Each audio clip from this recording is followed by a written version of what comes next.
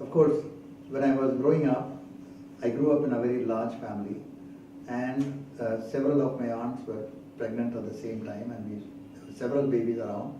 I had a whale of a time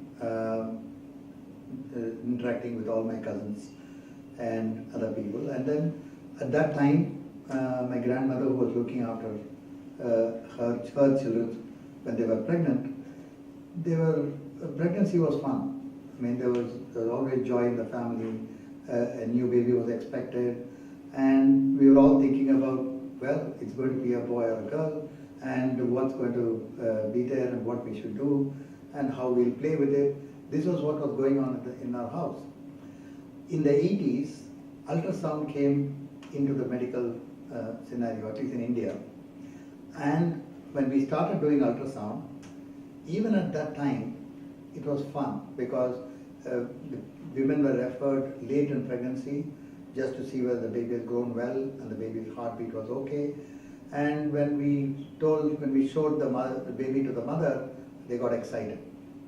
Of course, that excitement remains even today. But then, when we started identifying problems, suddenly we realized that you identify a problem, we have to communicate this problem to the mother and tell her there's something wrong with your baby, and then the anxiety starts.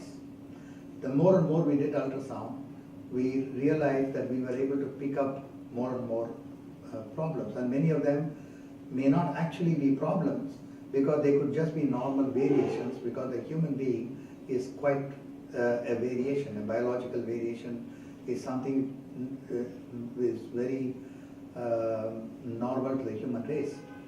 But then once you say there is a small variation, this sets off an anxiety component. And today, unfortunately, ultrasound has been primarily responsible for converting pregnancy from a joyous state to an anxiety state.